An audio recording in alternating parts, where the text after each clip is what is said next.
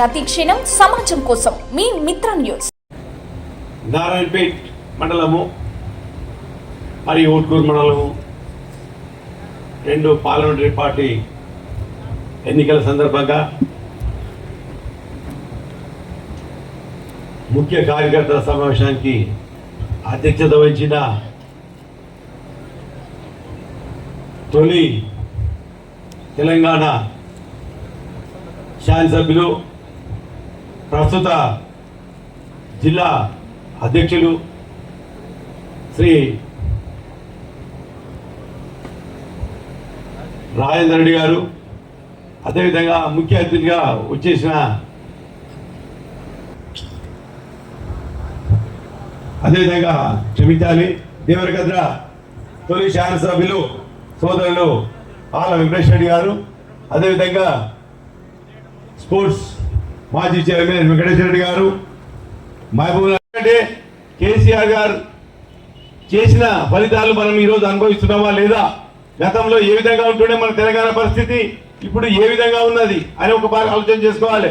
ప్రతి ఒక్కటి ఈరోజు మనం అభివృద్ధి చెందినమా చెందలేదా అని ఆలోచన చేసుకోవాలి. ఈరోజు ఏదైతే 2019లో కేసీఆర్ గారు నన్ను ఎంపీగా సెలెక్ట్ చేయడము, అదేవిధంగా ఏదైతే మా శాసనసభ్యులు తొలి శాసనసభ్యులు తెలంగాణ వారందరూ నాకు సపోర్ట్ చేసి నన్ను ప్రతిపాదించి నా వెంబడి నుండి ఎంపీగా గెలిపించి ఈరోజు కొన్ని అనివార్య కారణాల వల్ల తప్పులు జరగవచ్చు, చిన్న చిన్న తప్పులు, కానీ ఒక్కసారి ఆలోచన చేసుకోండి. వీళ్ళందరూ కాన్స్టిట్యున్సీలో ఏ విధంగా ఉన్నారు మీకు, అదే ఇప్పుడు గెలిచిన వాళ్ళు మీకు కళ్ళకు కూడా కనిపిస్తలేరు.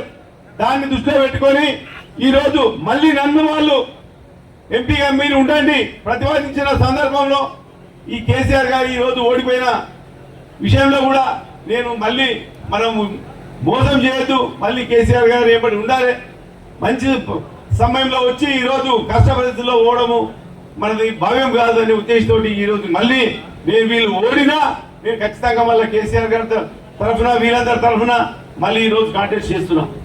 ఎందువరకంటే ఒకటి మంచి రోజులు ఉన్నప్పుడు ఉండి కష్టాలు వచ్చినప్పుడు ఈ మోసం చేసిన పరిస్థితుల్లో చేయొద్దనే ఉద్దేశంతో ఈరోజు నేను ఉంటున్నా. అదేవిధంగా ఈరోజు చూస్తున్నాం, ఇప్పుడు నేను స్థానికుని ఇక్కడ వాస్తవంగా నేను మీ అందుబాటులో ఉండడాన్ని ఏ విషయంలో కూడా ఇప్పుడు ఇంకో విషయం కూడా చెప్తున్నాను. నేను మీ ఇక్కడ ఉన్న సోదరులు కూడా నా ఎంపీ లాడ్స్ గురించి కూడా మాట్లాడారు. నేను దాన్ని ఖచ్చితంగా నేను క్లారిఫై చేసుకుంటా. ఇక్కడ ఏం జరిగింది అనేది నా దగ్గర అటువంటి చిన్న చిన్న మోసాలు జరిగాయి, నేను ఖచ్చితంగా సరి చేస్తాను. నేను ఎక్కడున్నా కానీ మరి ఎందుకంటే ఎప్పుడు మీ సేవలో ఉండేటో నేను ఇంకొక విషయం కూడా చెప్తున్నాను. ఈరోజు నేను మీకు గొప్ప చెప్పుకుంటలేను. ఈ నారాయణపేట జిల్లాలో ఇవాళ మా కంపెనీ ఉద్యోగులు ఎంతమంది వస్తున్నాండి, ఒక్కరోజు కూడా నేను ఇంతమంది ఉద్యోగులు అని చెప్పి ఒకరోజు పేపర్ వస్తున్నట్టు చేయలే. నేను గొప్ప చెప్పుకొని ఎప్పుడు కూడా నాకు ఎప్పుడు ఏదైతే ఓటర్స్ ఎవరైతే ఉన్నారో వాళ్ళ మీద ప్రేమ ఉంటుంది. నాకు ఖచ్చితంగా చెప్తున్నాను, ఏ సమస్య ఉన్నా ఎవరు ఫోన్ చేసినా 90% నేను వాళ్ళకు న్యాయం చేస్తుంటాను. అయిగా ముందు కూడా నేను ఇదే దశగా నేను పోతుంటాను. అందుకని ఈరోజు వచ్చి చెప్తున్నాను, సరే ఈ ఓట్ల గురించి కాంగ్రెస్ ప్రభుత్వం ఏమేం చేసింది, ఏం సంగతి, ఏం మోసం మాటలు చెప్పింది మీ అందరికి తెలిసిన విషయమే. ఇలా రైతు బంధు అయితే బంద్ చేస్తున్నారు. ఈరోజు ఇంతకుముందు రైతు పరిస్థితులు ఏ విధంగా ఉంటుండే, అక్కడ ఒడ్ల నుంచి పైసలు వస్తుండే, ఇక్కడ రైతు బంధు పైసలు వస్తుండే, ఎంత సంతోషంగా ఉంటుందో ఒక ఆలోచన చేసుకోండి. ఒక స్వర్ణయుగం లాగా ఈరోజు ఈ 10 సంవత్సరాలు స్వర్ణయుగంగా మన రైతులందరికీ ఈరోజు గడుచుంటూ వచ్చింది. ఇప్పటి వరకు కనీసం ఒక 10 ఉద్యోగాల కేంద్ర ప్రభుత్వం నుంచి వచ్చినాయి. ఒకసారి ఆలోచన చేసుకోండి. అదేవిధంగా ఈరోజు దాదాపు 12 లక్షల కోట్ల రూపాయలు ఈరోజు ఎక్కొట్టి మోసం చేసిపోయిన పారిపోయిన దొంగలకు ఈరోజు బ్యాంకులో సబ్సిడీ ఇవ్వడం జరిగింది, వాళ్ళ లోన్ మాఫీ చేయడం జరిగింది. కానీ మన రైతుల గురించి ఒక్కరోజు అలా పట్టుకున్నారా ఆలోచన చేయండి. అందుకొరకే నేను చెప్తున్నా కదా, ఎందుకొరకంటే టైం ఇచ్చిపోయింది. ఖచ్చితంగా నేను మీ అందరికీ ఎల్లవేళ అందుబాటులో ఉంటానని, ఇంకా నేను మా కంపెనీ నుంచి కూడా ఉద్యోగాలు ఇస్తా మీకు ఎవరు చదువుకునే పిల్లలు కాబట్టి నేను ఖచ్చితంగా మీకు ఎప్పుడు అందుబాటులో ఉంటానని కోరుకుంటూ సెలవు తీసుకుంటున్నాను. జై తెలంగాణ, కారు గుర్తుకే, కారు గుర్తుకే. ధన్యవాదాలు. దేశం మొత్తం రాష్ట్రం మొత్తం మాడిపోతున్నది, ఇట్లా నీళ్లు లేక కరెంటు లేక నానా ఇబ్బందులు పడుతున్నారు. ఈ ఒక్క విషయం కూడా చెప్తానే, మీరు అనుకుంటున్నవచ్చు ఈరోజు ఎంపీ గారు మాట్లాడు చేయడు కాదు, మేము ఢిల్లీలో ఏం మాట్లాడినాము, ఏం సంగతి, మా 9 మంది ఎంపీలము పార్లమెంట్ లో మాట్లాడిన సమస్యలు ఎన్నో ఉన్నాయి. కానీ అదేవిధంగా ఇలా కాంగ్రెస్ ఎంపీలు 3 ఉన్నారు, బీజేపీ వాళ్ళు 4 ఉన్నారు. కానీ ఒక్కరోజు కూడా మన తెలంగాణ గురించి, మన తెలంగాణ అభివృద్ధి గురించి కానీ, మన తెలంగాణ సమస్యల గురించి కానీ మాట్లాడి ఒక్క రోజులో మాట్లాడి ఈరోజు కాంగ్రెస్ వాళ్ళు ఓట్లు వచ్చి అడుగుతున్నారు.